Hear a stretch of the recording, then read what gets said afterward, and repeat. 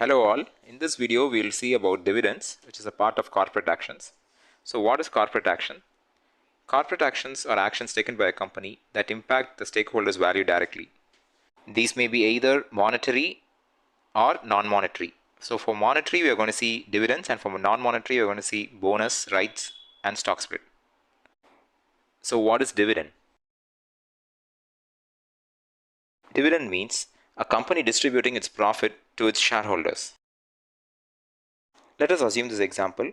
Let us consider company AAA generates 100 rupees profit and they have 5 shareholders, and they decide to share the profit of rupees 100 to their shareholders. So they give 20 rupees each to the shareholders. This is the concept of dividend. As per my earlier example, in reality, most of the companies don't give the entire profit to the shareholders. They keep certain percentage of profit for the company's growth and distribute the remaining as dividends. Is there a compulsion that a company has to give dividends to its shareholders? The answer is no. They can even use it for the company's growth. Some companies don't share their profits with their shareholders. They reinvest the profit in the business to develop their company. Who decides to give the dividend to the shareholders? It is the company's board of directors. Types of dividend that we generally come across are final dividend, interim dividend, and special dividend. What is final dividend? Final dividend is generally given after the annual general body meeting and after the release of annual financial statement. What is interim dividend? If a company decides to give dividend before its annual general body meeting and before the release of annual financial statement, it is called interim dividend. Generally, interim dividend amount is always lower than the final dividend. What are special dividends? Special dividends are one-time payments to the shareholders in a company. They usually are issued when a company has unusually strong earnings. Special dividends are generally larger than the normal dividends. What is financial statement? Financial statement tells us about the company's financial health and also tells us how the company performed in their past. That means how much profit is generated and how much debt they still have.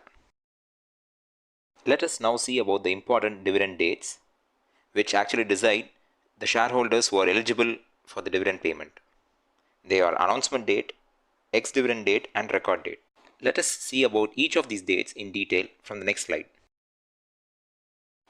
Announcement date. It is a date on which the company's management announces the dividend. Ex-dividend date. It is a date before which one must apply to buy shares of a company to enjoy the benefits of its dividend. For example, let's consider the company AAA has an ex-dividend date of 2nd August. So you should consider buying the stock on August 1st itself to be eligible for the dividend. Record date. It is a date on which the company checks their book of records to find who are the eligible shareholders for the dividend. Let's consider the below tabular column. Here, ABB India has announced a dividend of 275% on 11th August 2023. The record date and ex date are same as 25th August. So in this case, you should buy the stock on or before 24th August. Now look at the case of IRCTC. Here, the final dividend was announced on 30th May 2023 and the record date is 19th August and the ex-dividend date is 18th August. So you should consider buying the stock on or before 17th August to enjoy the benefits of dividend. In our previous example, we saw ABB India had announced a dividend of 275%.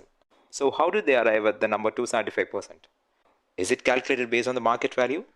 No, the answer is it is calculated based on the face value. You can also refer to our earlier video about face value, where we have talked in detail about it. I will add the link of the face value video in the description. Please do check that also. Who are eligible for dividends? In order to qualify for dividends, shareholders must hold the stock in the demat account on the ex-dividend date. That is, the stock should be purchased at least one day before the ex-dividend date, as it takes one day to reflect in the demat account. If the above condition is satisfied, then the dividend payments are directly credited to the primary bank account linked to the broker. Now we are going to see how dividend is calculated. Consider the example, a company announced 8,500% dividend and the face value is 10 rupees.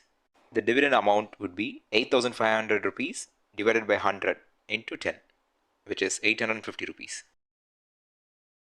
Let us consider another example where a company has announced 100% dividend and the face value is 1 rupee. So the calculation would be 100 divided by 100 into 1, which is 1 rupee. I hope now you would have understood how dividend is calculated from the percentage announced. Now we move to the next concept, dividend yield. So how dividend yield is calculated? Dividend yield is the dividend paid by a company per share divided by the current market price of the share multiplied by 100.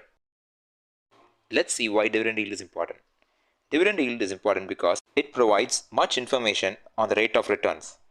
Let's assume a company's dividend yield as 10%, which means a shareholder gets 10 rupees through dividend alone for every 100 rupees he has invested.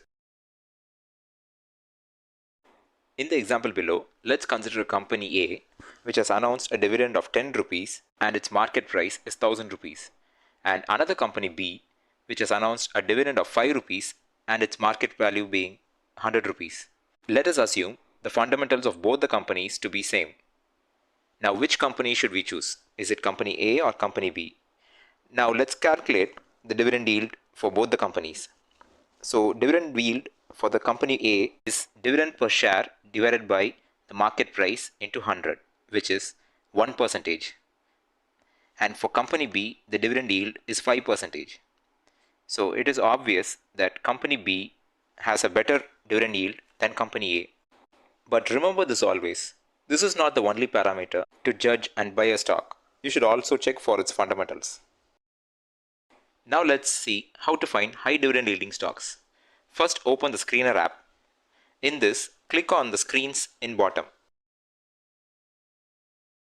Here, you should click on New Screens on top. Here is a screen where we need to write simple queries to fetch the results based on our requirement. So here, I'm going to write a query to fetch the list of companies that give a dividend yield which is greater than 2%.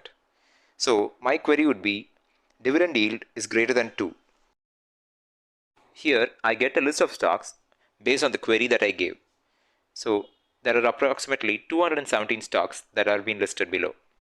Always keep this in mind. Do not blindly buy based on high dividend yielding stocks. You must also check other parameters like company sales and future growth of the company.